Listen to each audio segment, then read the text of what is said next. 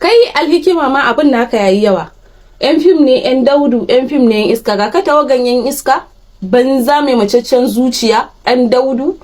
Da ka ajiye sana'anka na tallan magani kana bibiyan wani inda ka san jaka. In ba dakikanci ba da toshewan basira, wallahi ko kuɗi aka baka ka zagi yan fim ba za ka zage su ba. Saboda yan fim sun gama maka komai. Kai da kake maganan yan siyasan, ka je ka tambayi yan siyasan. A ina ake tallata su? A ina ake saka su? Ban taba kallon wani kwakwaran dan midiyan yan siyasa ba, sai yan fim. Ka fito kana wani magana kana wani kirari sai ka ce maroki, ko da yake bazan ce sai ka ce bane marokin ne, ko kuma in ce tawagan maroka. Idan kun yi saku maza ne, ku sauke roko ku nemi kuɗi da karfin ku kamar yanda yan fim suke yi. Ka je ka ga dan fim ya kure basirarsa a jikin script ya rubuta labari saboda kawai ya nemi abincinsa da kanshi, ba sai ya je gun dan siyasa yayi maula ba.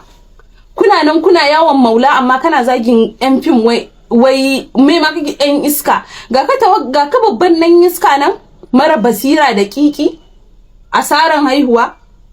Idan ba asara ba waye zai ajiye sana'arsa ta gado? Duk na san sana'ar ku ce ta gado, tallan magani, ka koma kana bibiyan wani inda ka san jaka yana yawo da kai, ya ce ma zauna a nan tashi a nan.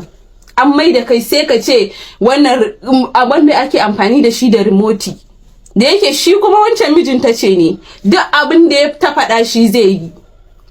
Saboda ta bar fim yanzu ba ta aiki a fim, bari ta yi yanda za a yi fim ya watse. To wallahi kun yi ƙarya. Har abadan abadina mai tarwatsa fim sai dai Allah, amma wallahi ba wanda ya isa ya tarwatsa fim. Ko haka na maganan kai akwai lalacewa ma a duniya irin bin yan siyasa?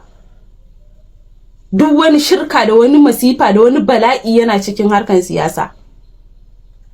Kai lissafi, ka gane abincinka kake bararwa na nan gaba. Duk kamar yadda ya ajiye sauran haka kai ma zai ijiye ka. Kuma wallahi duk lokacin da ya ajiye ka yan fim ne gatanka. Gwara ma ka koma tun wuri ka sake yin bidiyo ka ba su haƙuri, yafi ma kwanciyar hankali.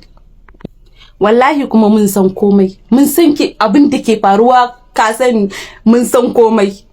Wallahi sai mun fito mun tona asirin abin da ke faruwa a clip naku, saboda mu muna jin maganan manyan mu na yan fim. Idan suka hana mu za mu hannu, amma idan suka ce mu faɗa wallahi ba wanda ya isa hana mu faɗa.